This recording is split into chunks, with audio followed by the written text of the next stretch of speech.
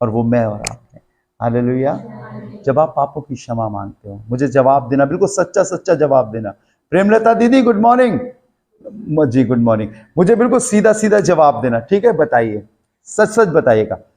जब आपने कभी किसी पाप की क्षमा मांगी, कोई गलती आपसे हो गई, कोई पाप हो गया, क्षमा मांगी, दिमाग में दोबारा वो बात आती है कि नहीं कि मैं माफ हुआ कोई नहीं हुआ हूं? आती है ना? आती है ना? सुनिए बहुत गौर से, गुनाहों की माफी हमें मुफ्त में मिली है और ये मन खुला हुआ है, इसमें कोई दरवाजा नहीं है।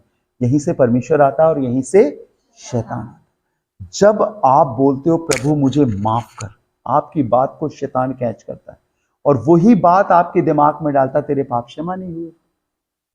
ये शैतान की ओर से। आप विश्वास करो, जब आपने माफी मांगी है तो उसने क्षमा कर दिया है। Praise the Lord.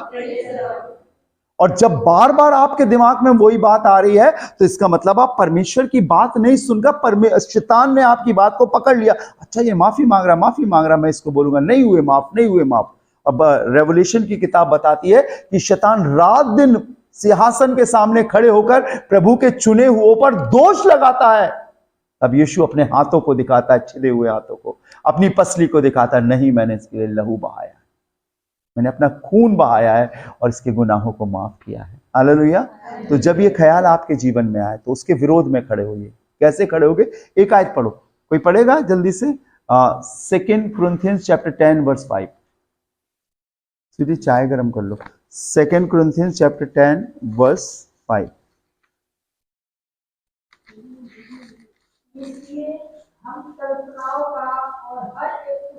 कल्पनाओं का मतलब समझ गए ना? मौसी, चाची, फूफी, किसी ना किसी का नाम होता ना, कल्पना आंटी, वो वाली कल्पना नहीं है ये। कल्पना मतलब विचार जो हमारे मन में, हमारे दिमाग में आते हैं। हाँ पढ़िएगा विकी। सो हम कल्पनाओं मतलब बहुत सी कल्पनाएं, एक खत्म हुई तो दूसरी आ गई, दूसरी खत्म हुई तो तीसरी आ। कल्पनाओं का हर एक ऊंची बात को जो परमेश्वर के पहचान की विरोध में। ठीक है ना? परमेश्वर के पहचान की विरोध क्या है? तेरे पाप क्षमा नहीं हुए, तू सफल नहीं होगा। तेरे पापा हाई स्कूल फेल, तू भी हाई स्कूल फेल। वो भी दारू पीते थे, तू भी पिएगा। वो नाश होते, ये आ रहा दिमाग में नहीं। अब आप यीशु के पास आ गए। Praise the Lord. आप एक जिंदा खुदा के बेटे के पास आ गए हो। आपके दिमाग में जो बात चल रही ना, उसके खिलाफ आपको लड़ना है। मेंटली है लड़ाई। इब्रानियों इफिशियंस चैप्टर 6 वर्स 10 में लिखा है, हमारा मलयुद्ध लहू और मांस से नहीं परंतु शैतान अर्थात अंधकार की सेना से है जो आकाश में है और वो विचार घूम रहे हैं। कितने लोग अपने सिर पर मक्खी बैठा के चलते हैं? मक्खी बैठे रहो, बन बन बन बन हम चलते रहे। मक्खी बैठती तो क्या करते हो? भगा देते हो। ऐसे विचारों को आपको हटाना है, बैठने नहीं देना है। रात में सपना देख लिया उनने कि भैया ऊपर से खंबा गिरा और मैं खंबे के नीचे, और जहां जहां खंबा दिखता है उसको वो डर के निकलता है कि यही वाला तो नहीं है, गिर जाए। क्योंकि रात में भी तो दिमाग खुला है। अभी सपने बहुत लोगों को आते, अभी वो कई लोगों के पास वो वाली आत्मा, झूठे दर्शन की आत्मा।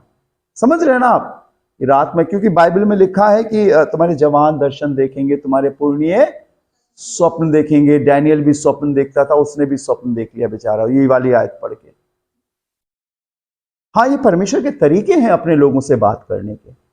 देखिए मेरी बात सुनिए, अगर मुझे अपनी दीदी से बात करना तो मुझे उनके घर का पता मालूम है, कहां से जाऊंगा मिल लूंगा, ठीक है ना? और अगर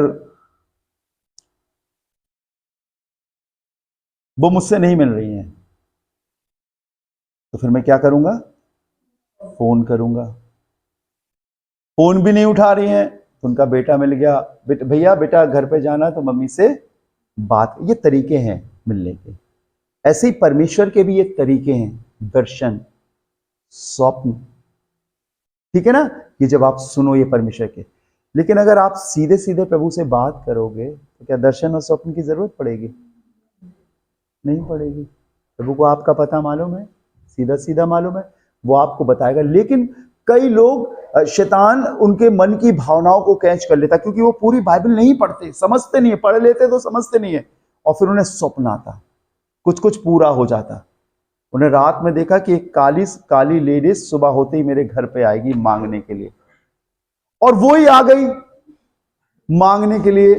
ठीक है, तो वो मेरे को बुला के बोलता, भैया रात में मैंने सपना देखा था, देखो वो काली लेडी मांगने आ गई। उसे ये नहीं पता कि उसके सपने को कौन दे रहा है, समझ रहे? क्योंकि मन खुला है। तो ये वही भावनाएं हैं जिनसे हमें हर रोज लड़ना है, हर रोज, डेली, प्रतिदिन। अब पढ़िएगा विकी, अब आप लोग ये पूरी आयत समझ जाओगे। हर एक कल्पनाओं को जो परमेश्वर की पहचान के विरोध में, हाँ, खंडन करते हैं, और हर एक भावना कहां रहती? पड़ोस में। आपकी सहेली का, फ्रेंड का नाम होगा, किसी फूफी का नाम होगा, बुआ का ना होगा ना, भावना। बुआ, भावना कहां रहती है? हर एक भावना का, हर एक उन विचारों का जो किसकी पहचान के विरोध में? मसीह की पहचान के विरोध में। वो बार बार भावना आके कहेगी नहीं, कुछ नहीं हो सकता। लड़िए उससे, प्रार्थना करिए उसके अगेंस्ट, प्रभु मैं अपने माइंड को तेरे हाथों में सौंपता हूं। और आपको मालूम नीति वचन में सुलेमान ने क्या लिखा? सबसे अधिक अपने मन की रक्षा कर, क्योंकि जीवन का मूल स्रोत यही है। 3:23 में या 3:26, नीति वचन 3:26 या 3:23 में लिखा हुआ, जीवन का मूल। यहीं से हम स्वर्ग के लिए अपने आप को तैयार करते, और यहीं से हम नरक के लिए अपने आप को तैयार करते। स्वर्ग और नरक वो वाला बाद में, लेकिन हम जमीन से ही नरक काटते हैं, सिर्फ इसीलिए क्योंकि हम भावनाओं पर ज्यादा सोचते हैं। नहीं, मैंने तो अपना ये वाला सेक्टर प्रभु के हाथ में सौंप दिया। स्वीटी बोलती तुम सोचते नहीं हो ये करना वो करना। मैंने कहा मैं कुछ नहीं सोचता, जब काम आएगा तो मैं करूंगा। आज जो शाम को मीटिंग हुई है, गेस्ट हमारे बीच में आए, हम नहीं सोच रहे थे। मेरे पास अचानक, मैं यही दुआ कर रहा था, प्रभु कुछ है नहीं, सब लोग आएंगे, मैं क्या बताऊंगा प्रभु, क्या बताऊंगा। इतने में मेरे पास फोन आया कि एक टीम हमारे यहाँ आना चाहती है। Praise the Lord. हम सबको आशीषित करके गई। ये परमेश्वर की ओर से, ये परमेश्वर के हाथ में सौंप दीजिए। सिर्फ आप अपने घर, अपने बच्चों का, अपने आपको जो जिम्मेदारी दी है, पढ़ाई की जिम्मेदारी दी है ना, ईमानदारी से, सच्चाई से, बस उस पर मन लगा। और कुछ मत सोचो कि क्या होगा, मेरी शादी कैसे होगी, मेरी नौकरी कैसे लगेगी, मेरा काम कैसे होगा, कुछ मत सोचो। सब प्रभु ने तैयार किया है, एक एक स्लॉट तैयार किया है। जैसे जैसे आप प्रभु में बढ़ते जाओगे वो आशीष आती जाएगी, जैसे जैसे बढ़ते जाओगे वो आशीष आती जाएगी। लेकिन हमेशा एक अच्छी संगति में बने रहना। चर्च क्यों होता है, कलीसिया क्यों होती है? ताकि हमें ये बताया जाए, हमें ये सिखाया जाए कि हम संसार में कैसे जिए, संसार में कैसे चले। ठीक है ना? अपनी सारी जिम्मेदारी प्रभु के हाथ में सौंप दीजिए, और जो काम आपको मिला है उसे अपनी पूरी शक्ति से कीजिए, पूरे मन से करिए। ऐसा नहीं कि मैडम ने बोला ये लर्न करके आना और हम सो गए। हमारे एग्जाम है, अभी कुछ बच्चे प्रेयर करा रहे थे मुझसे और कह रहे थे भैया एग्जाम आने वाले हैं। तो मैंने कहा पढ़ाई करते हो? तो मुंह नीचे कर लिया उसने। मैंने कहा पढ़ाई करोगे तो पास होगी, प्रार्थना करके पढ़ाई करो, प्रभु आपको पास करेगा, आप उसे शामिल करो। मोबाइल चलाते रहते हो ना। तो वो बोल नहीं पाया क्योंकि वो मोबाइल चलाता रहता था।